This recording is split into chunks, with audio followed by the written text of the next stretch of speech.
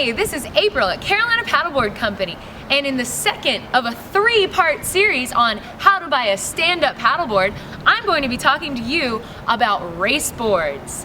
So the first thing that you're going to want to ask yourself when you go to buy a stand-up paddleboard race board is what length you're looking at. The two traditional lengths that you're going to have to choose between are a 12-6 or a 14-foot board.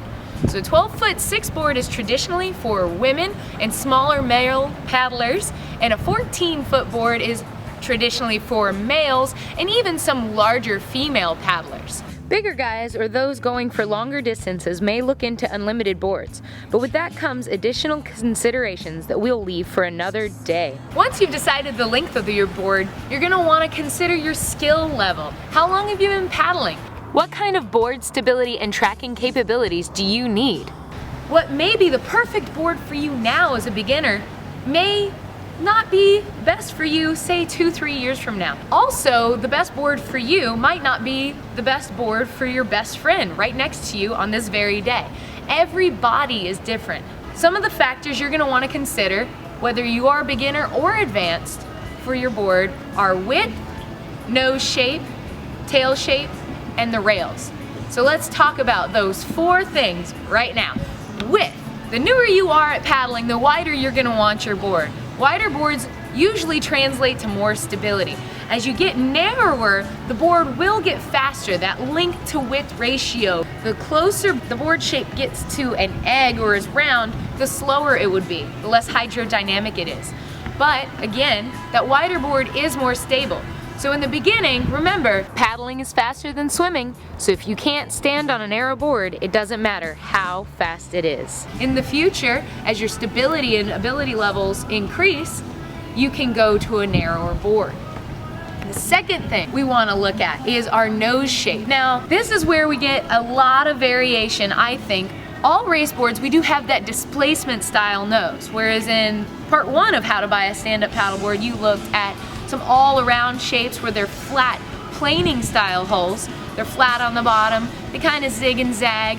These displacement style holes are a lot faster, and some even add some tracking capabilities. One displacement nose option is one like you see here on this bark. It's really pretty large, and it comes to a really pronounced keel. This thing will be in the water. Typically when you're paddling, you want to step forward far enough on the board to have this engaged. When this keel is engaged, it's going to help the board track straighter. SIC. Again, we have that keel. It's not as pronounced. It doesn't go as far, and it doesn't sink down as low in the water. This board, once you get going, it'll help you track a little bit straighter, but it's easier to turn than a more pronounced keel shape. The last nose shape we're going to look at, the final displacement hole, is on this Hobie. You'll notice that it has even less of a keel than either of the 2 previous boards, and it's really flat underneath with some round rails. And that flat bottom underneath, there's no water it's going to be pushing out of the way. So if you, as a paddler, have enough strength to plane this board out, then this board might be faster for you. Again, different strokes for different folks. No pun intended. Another thing you might look at is the tail shape.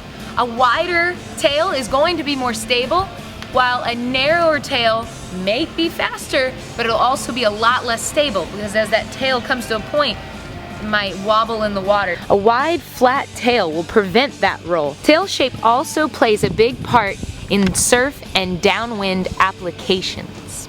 After the tail shape, another thing you might look at is the rail. Round versus square rails comes down to personal preference. Round rails are fast but less stable. Square rails are quick to shed water and add stability. So we look down here at the SIC. All these boards are similar.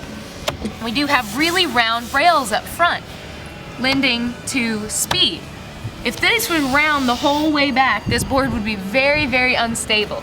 But you'll notice as we travel back along the board, the rail becomes sharper and sharper until at the very back, we have a very kind of square rail. It's got a hard edge on it. That hard edge adds stability to this board. And that's what you see in the bark and the Hobie as well. Regardless of skill level and regardless of ability, a few other things that you want to look at when choosing your board may be the deck pad and the construction.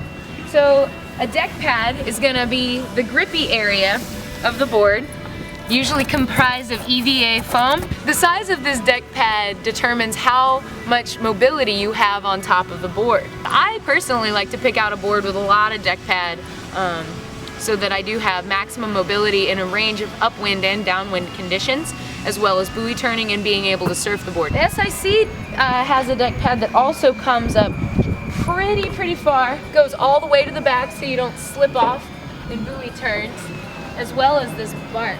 Now the difference between the first board we looked at and these two, you'll also notice the deck pad is recessed slightly. Some boards do have recessed decking, and what the thought behind this is that it's going to reduce your center of gravity and make the board more stable.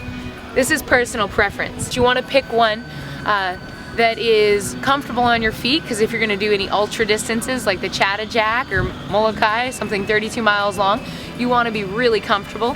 And the last thing you'll look at when buying a stand-up paddle race board is the construction.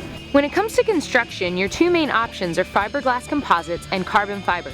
Carbon fiber is usually lighter, but more fragile, and often at a higher cost. If cost and durability are more important, you'll often go with the fiberglass construction. As hard as I am on equipment sometimes, I might just opt for the fiberglass composite and shed off a few extra pounds of the gym. Ta-da! Thank you!